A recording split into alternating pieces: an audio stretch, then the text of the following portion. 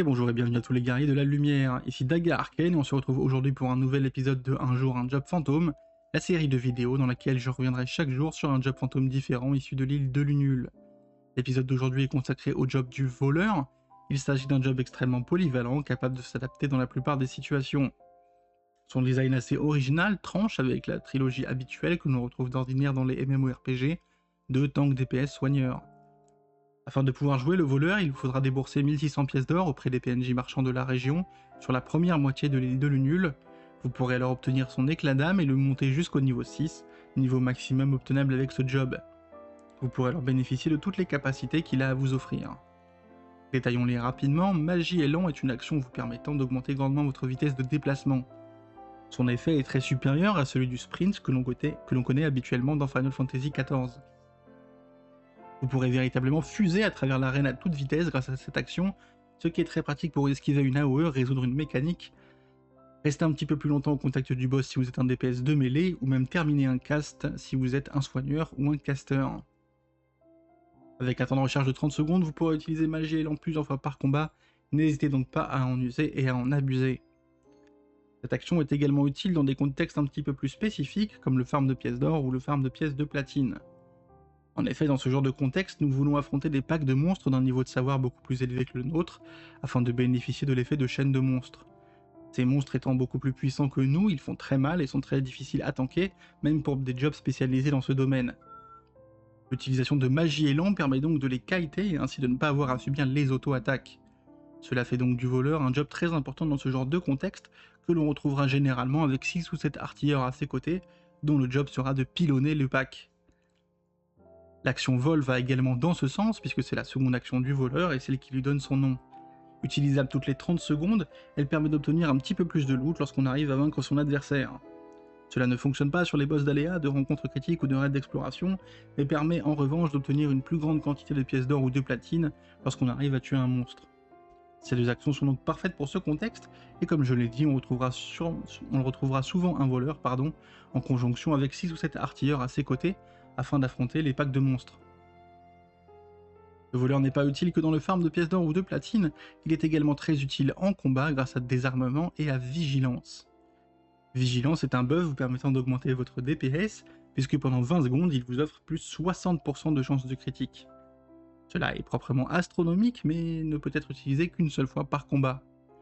En effet, Vigilance ne peut pas être utilisée pendant le combat, vous devrez donc l'utiliser juste avant et bénéficier des quelques secondes que le buff a à vous offrir au tout début du combat. Cela vous permettra donc simplement de buffer votre opener avec plus 60% de chances de critique, ce qui reste tout à fait raisonnable. Enfin, Désarmement est une action défensive vous permettant de réduire de 10% la puissance physique de la cible. Cela vous permettra de vous protéger vous et vos alliés durant toute la durée du combat. En effet, avec un temps de recharge de 30 secondes et une durée de 60 pour le debuff, Désarmement est donc un debuff permanent que le voleur peut rafraîchir à volonté durant toute la durée du fight. Les deux dernières actions du voleur sont sans doute les plus importantes. Détection de pièges, comme son nom l'indique, permet de détecter les pièges qui sont posés dans les raids d'exploration comme la tour de la force ou la tour de la magie. Ces pièges sont mortels, ils sont invisibles et ils sont positionnés de manière semi-aléatoire lorsque vous entrez dans le donjon. Avoir un ou deux voleurs dans son équipe est donc absolument primordial, et ne pas en avoir signera l'arrêt de mort de votre équipe. Enfin, sa dernière action, passe-partout, n'est pas vraiment une action, il s'agit plutôt d'un trait passif vous permettant d'ouvrir les portes verrouillées que vous trouverez dans le donjon.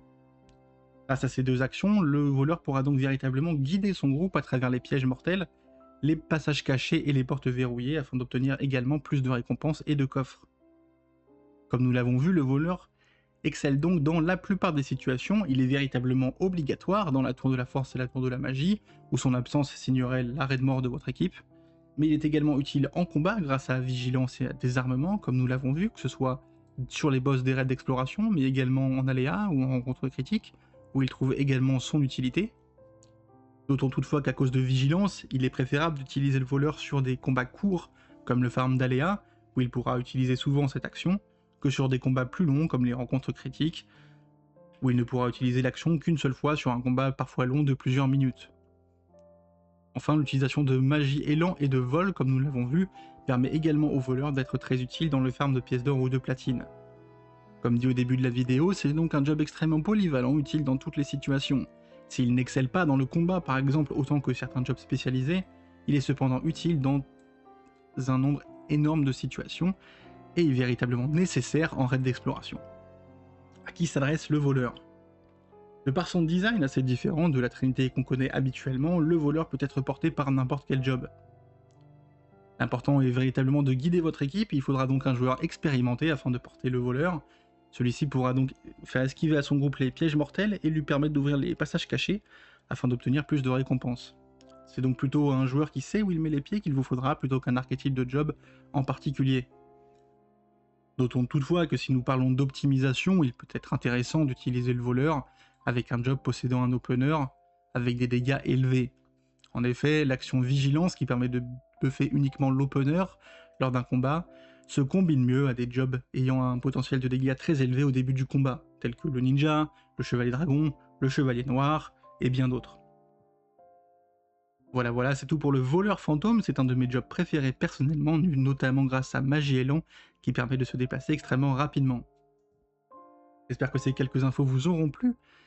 Si vous aimez mon travail, n'hésitez pas à suivre la chaîne. C'était Daga Arcane pour Synergie 14 et on se retrouve dès demain pour un nouvel épisode de Un jour, un job fantôme.